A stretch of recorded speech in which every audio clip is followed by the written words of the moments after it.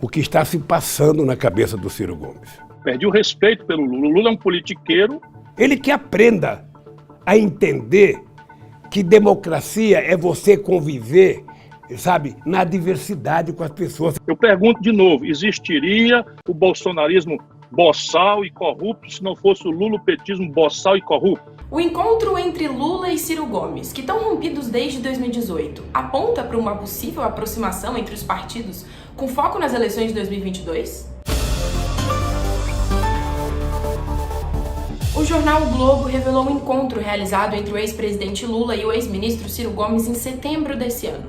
O diálogo causa surpresa, até porque os dois estão rompidos politicamente desde as últimas eleições presidenciais. A reunião foi realizada no Instituto Lula e mediada pelo governador do Ceará, Camilo Santana, que é filiado do PT, mas que é aliado dos irmãos Cid e Ciro Gomes no Ceará. Segundo o jornal, a conversa teria acontecido depois de várias tentativas durante um mês.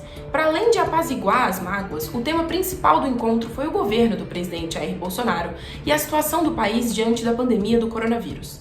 Diagnósticos sobre o resultado eleitoral de 2018 também foram discutidos. Mas afinal, o que significa, o que pode indicar essa aproximação entre Lula e Ciro Gomes? Mas é difícil imaginar que numa conversa que temos na mesa Lula e Ciro não esteja no cardápio as eleições de 2022. Os dois estavam rompidos desde 2018, quando não houve um acordo para uma oposição que fizesse frente ao então candidato Jair Bolsonaro. Agora, com a vitória da direita e de Bolsonaro, é nítido, e todos os analistas avisam isso, é preciso que a oposição se reorganize.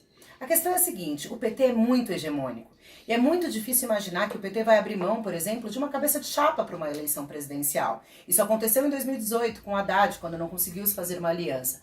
Agora, o presidente Lula não tem os direitos políticos cassados, ou seja, não pode ser candidato até o momento.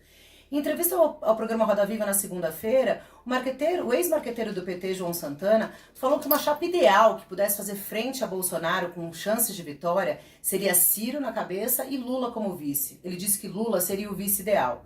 O ex-presidente, porém, não parece, apesar de não poder se candidatar, não teria o perfil de um vice. Então é difícil imaginar como vai ser essa costura de uma nova oposição.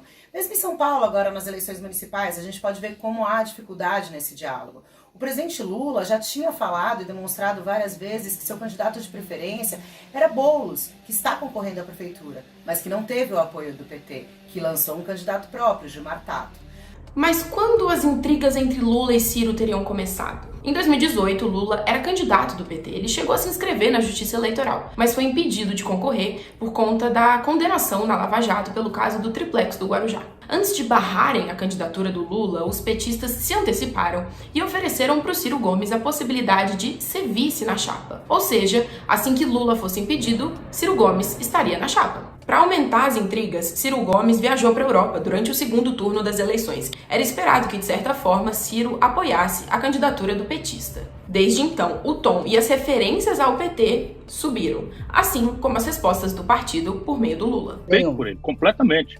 Perdi o respeito pelo Lula. O Lula é um politiqueiro e boa parte do que nós estamos vivendo no Brasil, nós devemos a ele, a irresponsabilidade dele, a miudice dele, o assombroso apetite pelo poder a qualquer preço dele. Existiria o bolsonarismo boçal e corrupto se não fosse o lulopetismo boçal e corrupto, que produziu a maior crise econômica da história do Brasil. Não foi o Bolsonaro. O Ciro acha que o PT deveria ficar sentado e dizer, vai todo mundo com o Ciro, vai todo mundo com o Ciro? Mas que brincadeira que é essa? Ele que aprenda a entender que democracia é você conviver, sabe, na diversidade com as pessoas. Você tem que conversar com os contrários.